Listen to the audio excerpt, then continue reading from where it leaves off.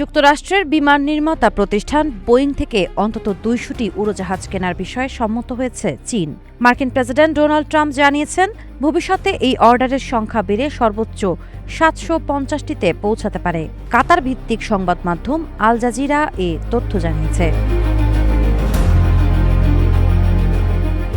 শুক্রবার এয়ারফোর্স ওয়ানে সাংবাদিকদের সঙ্গে আলাপকালে ট্রাম্প বলেন, প্রাথমিকভাবে প্রায় ২০০টি বিমানের চুক্তি হয়েছে। এগুলোর কার্যকারিতা সন্তোষজনক হলে ভবিষ্যতে আরও বড় অর্ডার আসতে পারে।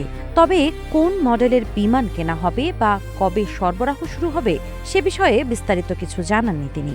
এই চুক্তিতে ব্যবহৃত বিমানের ইঞ্জিন সরবরাহ করবে। জীবন অবাক না করলে কে করবে? ২৮% মিল্ক ফ্যাটের অবাক করার সাথে ফ্রেশ মিল্ক পাউডার। জীবন অবাক করুক প্রতিদিন। মার্কিন প্রতিষ্ঠান জিই এরোস্পেস।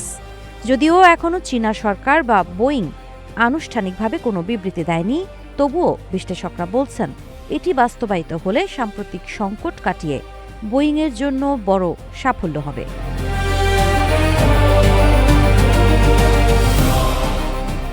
গত কয়েক বছরে যুক্তরাষ্ট্র চীন বাণিজ্য উত্তেজনার কারণে চীনের বাজারে বোয়িং অনেকটাই পিছিয়ে পড়ে। সেই সুযোগে ইউরোপীয় প্রতিষ্ঠান এয়ারবাস শক্ত অবস্থান তৈরি করে। অন্যদিকে চীনের নিজস্ব প্রতিষ্ঠান কোম্যাক তাদের C919 বিমানের উৎপাদনে এখনও কাঙ্ক্ষিত সক্ষমতায় পৌঁছাতে পারেনি। ফলে বাড়তে থাকা অভ্যন্তরীণ বিমান পরিবহন চাহিদা মেটাতে বিদেশি বিমানের ওপরই নির্ভর করতে হচ্ছে বেইজিংকে। গবেষণা প্রতিষ্ঠান আইবি এর হিসাব অনুযায়ী যদি অর্ডারের বড় অংশ বোয়িংয়ের ম্যাক্স সিরিজের হয়, তাহলে ২০০টি বিমানের সম্ভাব্য বাজার মূল্য দাঁড়াতে পারে ১৭ থেকে ১৯ বিলিয়ন ডলার। বিশ্লেষকদের মতে এই চুক্তি শুধু বোয়িং নয়, মার্কিন অর্থনীতি ও কর্মসংস্থানেও ইতিবাচক প্রভাব ফেলবে। সাবা খান, নাগরিক প্রতিদিন।